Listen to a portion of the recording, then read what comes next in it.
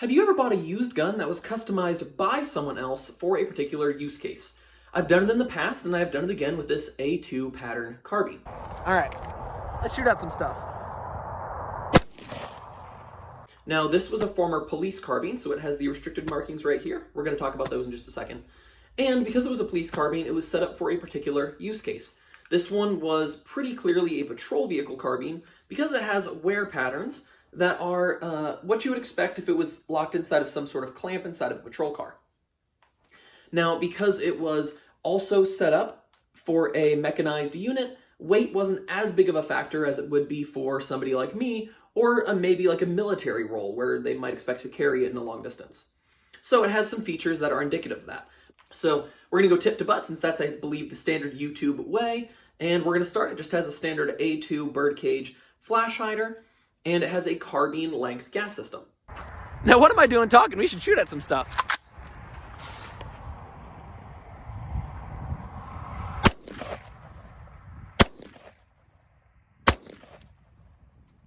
I've shot a 20-inch AR with the rifle length gas system quite a bit, and you definitely notice more recoil with this 16-incher with the carbine length gas system. Now, it's 5.56, don't be a baby, you're gonna be fine, but it is more recoil. Now, it also has the carbine length gas system bayonet. So when I put a bayonet on this, because police forces don't typically use bayonets in the US, you can tell that it is not ideal. But since it was a police carbine, even though it had the bayonet lug, they weren't going to expect to actually use a bayonet.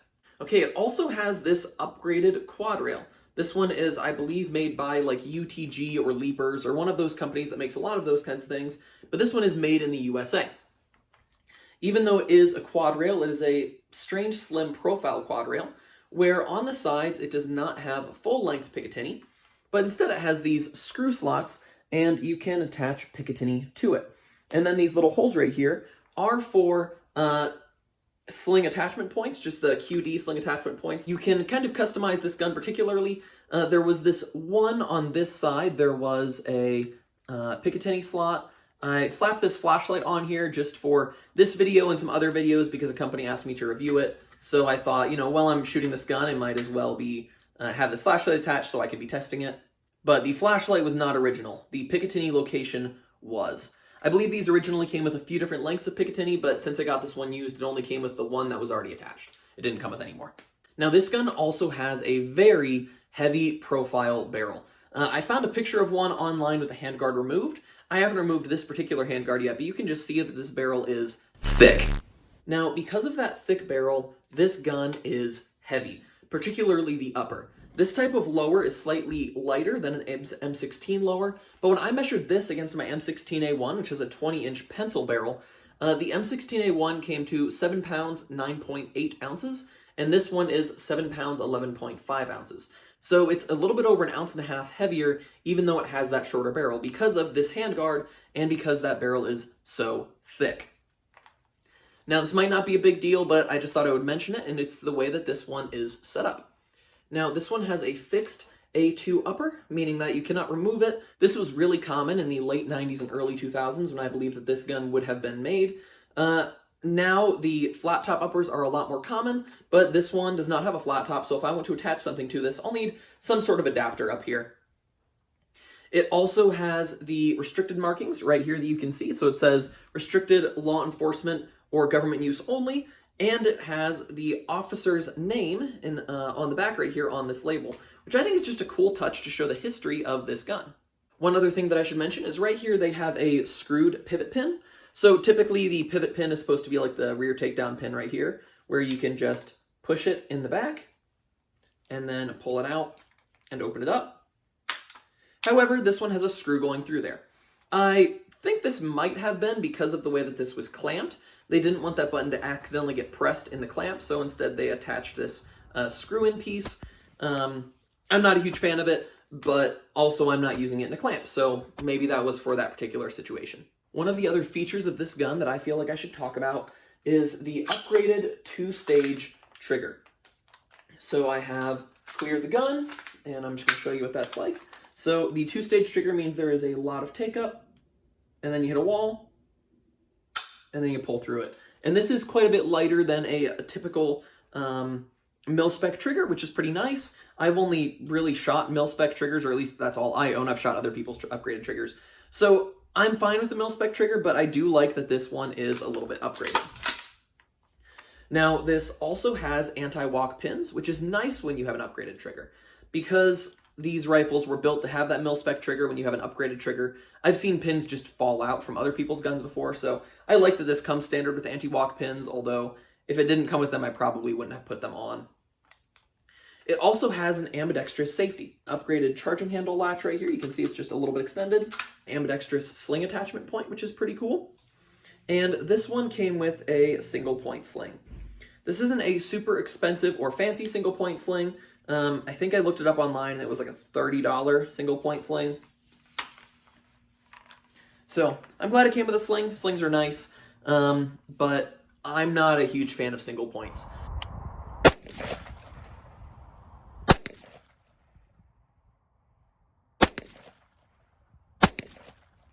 So the next thing I'm going to talk about is just some upgrades or some changes that I'm going to put on this gun. Upgrade isn't necessarily the right word, but maybe just taking this gun that was customized for somebody else in a particular use case and customizing it for me and my particular use case. The first thing I'm going to do is I'm going to put a normal pivot pin in this. There are two reasons I want to do that. The first is I just think it's easier, and I like when I clean guns like this to just take them apart and clean the upper and lower separately rather than have them attached. I just find it easier. The second thing is I found a number of these bags in a military surplus retailer for, I think it was 5 for $13, and I think they are really, really cool. This one, I have a piece of cardboard in it so that I can put my targets in here when I take them to the range to make sure they don't get wet or damaged. So I quite like this thing, and it does fold in half. Now, what I found was that if you have it open, like that one is, you can fit a disassembled upper and lower inside of it. And so I was thinking it would be kind of cool to put together like this go bag or breaching kit type thing. If you've ever seen The Mummy 2, which I know The Mummy 2 isn't a great movie, The Mummy 1 is fantastic, but The Mummy 2 is pretty mediocre. But there's this scene where Brendan Fraser drops a duffel bag down on the table and opens it up, and there's all these guns inside. One of those guns is a Takedown Winchester 1897, and I just thought that scene was really cool. I thought it would be cool to do something like this, but with almost more like a 90s setup or retro setup with this rifle, as well as maybe some other guns too, like a takedown shotgun. So that's kind of what I'm planning with this gun, and because I wanted to do that, I wanted to have just normal pivot pins that I don't need a screwdriver to get it taken apart. I can just pop it and then pop it closed again. Another thing I'd like to put on is a lower profile flashlight. The flashlight I have on there right now is just one I had on hand and slapped on the gun to test it. It's not necessarily the flashlight I would like to use. The other definite change I'd like to make is that while I've been using this, I've realized single point slings kind of suck. So when I went out to shoot this gun, it was snowy outside, and my options for this sling were either have it all the way up here, where it is just tugging on my neck, or let the gun hang a little lower, let it sit a little bit more comfortably, but then every time I crouch down to do anything with my target, the barrel touches the ground, and I just didn't like that at all. And I understand why they probably had the single point sling, because if this gun was clamped in something, you wouldn't want the sling to be getting caught in that clamp. So it makes sense why they would have the single point sling. I just don't like it. But I do like that the single point sling allows the upper and lower to be completely disconnected. So one of my friends has this Magpul sling, and it has a single point attachment, but the second strap right here is QD'd into the single point sling attachment. So you can undo that QD and then attach it up here.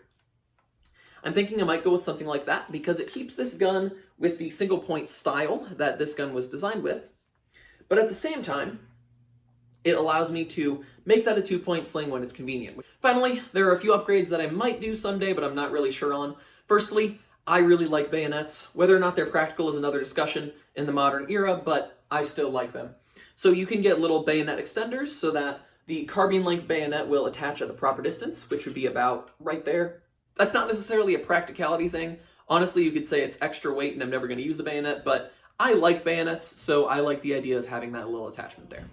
Also, like I said, this gun is stupid heavy for what it is, and so I could see myself changing out the barrel and handguard at some point. Right now I'm fine with what it is, and I want to shoot it more the way it is, but I could just see myself going through that.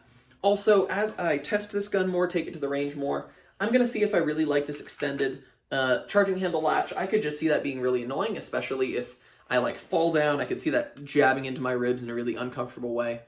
Or just if I have the gun tucked up to my body, I could see that rubbing and hurting after some time. But that's just something I need to take out and test, and we'll see how I feel about it in the future. So this is the Cool Police trade-in carbine that I bought from GunBroker.